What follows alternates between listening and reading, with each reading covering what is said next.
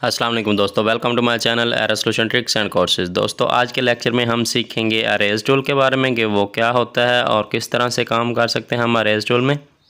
I hope so आप familiar होंगे इस चीज़ से। यहाँ पे हमारे पास सबसे पहले है अरेज टूल, उसके बाद हमारे पास है बैकग्राउंड अरेज टूल और देन है मैजिक अरेजर टूल। ठीक है, सबसे पहले हम काम करेंगे अरेज टूल पे। तो सिंपली ये हमने बैकग्राउंड लेयर पे जैसे ही उसको ड्रैग किया तो इसने रिमूव करना शुरू कर दिया। तो जो बैकग्राउंड लेयर का बैकग्राउंड होता है बेसिकली वो वाइट होता है। ठीक है, और जो हमारी नॉर्मल लेयर होती है उसका जो बैकग्राउंड कलर होता है वो नेचुरली तौर पे ट्रांसपेरेंट होता है, जो नॉर्मल लेयर्स होती हैं, और बैकग्राउंड लेयर का वाइट होता है। इसी तरह इसके ऊपर मैंने डबल क्लिक किया और इसको मैं अभी नॉर्मल लेयर में कन्वर्ट कर देता हूँ।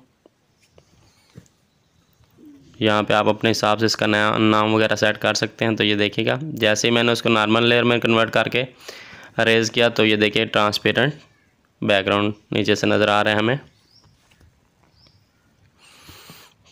तो इस तरह से हम इजीली इस पर काम कर सकते हैं। अब हम क्या करते हैं, सिंपली कंट्रोल Z किया और हमने क्या की, न्यू लेयर ले ली। अब ये देखिएगा हमारे पास बैकग्राउंड लेयर है, उसके अलावा जो हमारे पास है नॉर्मल लेयर है। तो हम अभी क्या करेंगे, इससे ब्रश टूल के ज़रिए यहाँ पे पेंट करेंगे। पेंट करने के बाद सिंपली हम क्या करते हैं, अरेज टूल से इसको रेज कर देते हैं। तो ये तो हो गया हमारा अरेज टूल कि किस तरह से हमारा अरेजर टूल जो है वो काम करता है। आई होप सो यहाँ तक आप लोगों को समझ आ गई होगी। कुछ लोग तो पहले से ही फेमिलियर होंगे कि ये किस तरह से काम करता है। इसके अलावा हमारे पास है मैजिक अरेज टूल, उस पर काम करेंगे। जिस तरह हम मैग्नेटिक विंड पे काम करते थे उसी तरह सिलेक्शन वाले में उसी तरह ये भी, ये देखिएगा ये कलर आइडेंटिफिकेशन करके ज़्यादा एरिया को जो सिमिलर कलर होता है उसको सिलेक्शन बना के रिमूव करता है।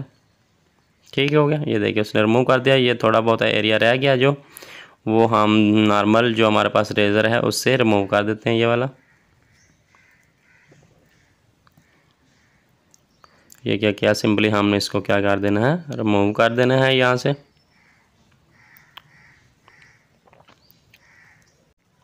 तो इस तरह से हम इजीली जो है वो रिमूव कर सकते हैं मैग्नेटिक विंड से अपने बैकग्राउंड को या अपनी किसी भी चीज़ को, जो भी हम ऑब्जेक्ट जो है वो रिमूव करना चाहते हैं। ये देखिए इसने ऑटोमेटिकली जो बैकग्राउंड लेयर को नॉर्मल लेयर में कन्वर्ट कर दिया था जैसे ही हमने इसको रिमूव करना शुरू किया था। यहाँ पे हम लेते हैं एक न्यू लेयर और अब हम इस इमेज का जो बैकग्राउंड है वो सेट करते हैं। सिंपली हमने इस इमेज को कलर कर देते हैं कोई भी। फॉर एग्ज़ाम्पल ये हम स्काई ब्लू कलर कर देते हैं और यहाँ से हम इस लेयर को ड्रैग करके नीचे रख देते हैं क्योंकि हमें बैकग्राउंड पे चाहिए ये। तो ये देखें इजीली जो है वो हमारा बैकग्राउंड सेट हो गया। तो इसी तरह आप इजीली अपनी पिक्चर्स का बैकग्राउंड चेंज कर सकते हैं। इसके अलावा हमारे पास एक और टूल है जिसको हम अभी सीखेंगे कि वो किस तरह से काम करता है। ये टूल जो है हमारे पास है बैकग्राउंड अरेजर टूल। यहाँ पे इसकी कुछ प्रॉपर्टीज़ है हमारे पास, सैम्पलिंग कंटीन्यूअस और सैम्पलिंग वंस और बैकग्राउंड स्वैच सॉरी। तो ये देखिए कि ये मेरी बैकग्राउंड लेयर है। जैसे ही मैं इसके ऊपर अरेज करने की कोशिश करूँगा तो ये इसको कन्वर्ट कर देगा नॉर्मल लेयर में। अरेज करता जा रहा हूँ और जैसे मैंने अरेजर पॉइंटर को छोड़ा तो ये देखिएगा ऑटोमेटिकली उसने क्या किया, नॉर्मल लेयर में कन्वर्ट कर दिया।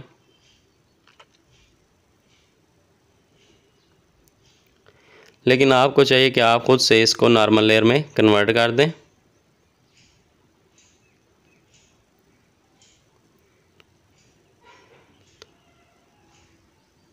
अब हम एक और न्यू लेयर लेंगे यहाँ पे। अब इस लेयर पे हम क्या करेंगे, कोई भी बैकग्राउंड कलर जो है वो सेट कर देंगे। यहाँ पे भी हम अगर स्काई ब्लू कर दें तो आई होप सब बेटर लगेगा। इसको सेट करने के बाद हम क्या करेंगे, सिंपली जो है ऊपर वाली लेयर को नीचे ले जाएंगे और यहाँ पे हम इस ऊपर वाले लेयर को रिमूव करना शुरू कर देंगे। यहाँ पे देखिएगा मेरे पास जो इसकी प्रॉपर्टी सेट है वो है कॉन्टिजियस वाली, सैम्पलिंग वाली। तो अब मैं यहाँ से अरेज करूँगा। यहाँ पे थोड़ा सा फ्लो को सेट कर लेते हैं हम, टॉलरेंस को। तो ये देखिए जैसे ही मैं अरेज करता जा रहा हूँ तो इजीली अरेज होता जा रहा है। अब इस कॉन्टिजियस से क्या होगा, जैसे ही हम थोड़ा सा ये जो हमारे सर्कल के अंदर जो पॉइंटिंग ऑप्शन है हमारा, वहाँ पे प्लस का साइन आ रहा है। जैसे ही वो प्लस का साइन जो है हम नीचे वाली साइड पे लेके आएंगे तो ये क्या करेगा, दूसरी चीज़ों को भी, बैकग्राउंड लेयर के अलावा जो हमारी दूसरी लेयर है उसको भी रिमूव करना शुरू कर देगा। ये देखिएगा।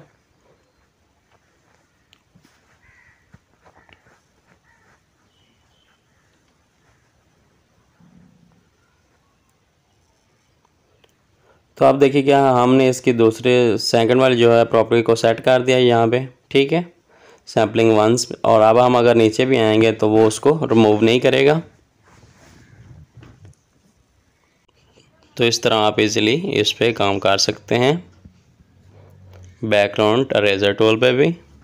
आई होप सो यहाँ तक आप लोगों को समझ आ गया होगा। अगर अभी तक आप लोगों ने हमारे चैनल को सब्सक्राइब नहीं किया तो काइंडली इसको सब्सक्राइब कर लें ताकि आपकी कोई भी वीडियो, कोई भी लेक्चर जो है वो मिस ना हो। तो इस तरह से हम जो है बैकग्राउंड को रिमूव करते जाएंगे इजीली। आई होप सो आप लोगों को समझ आ रही होगी।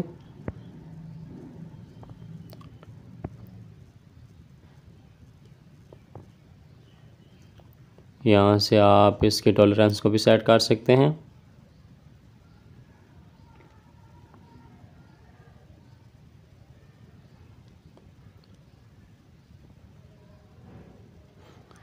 अब मैं चाह रहा हूँ कि मैं यहाँ पे इसका जो है सिंपल जो अरेज़र टूल है उसको इस्तेमाल कर लूँ।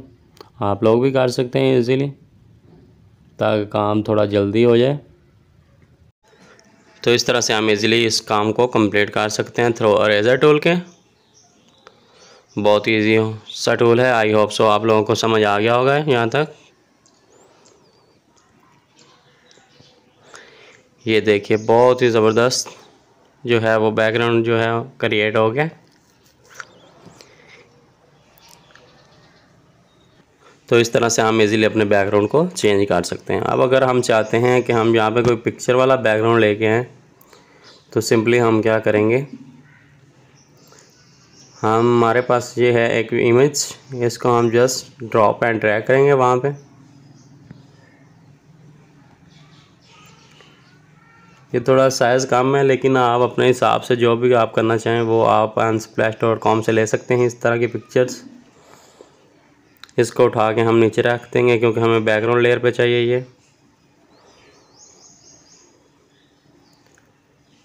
तो जस्ट हम इसको क्या कर देंगे, थोड़ा क्रॉप कर देंगे क्योंकि हमारे पास इसका साइज़ कम है। तो आप ये चीज़ भी कर सकते हैं इसमें। अगर आपकी पिक्चर का बैकग्राउंड एडजस्ट नहीं हो रहा तो आप थोड़ी सी क्रॉप वगैरह कर सकते हैं उसको।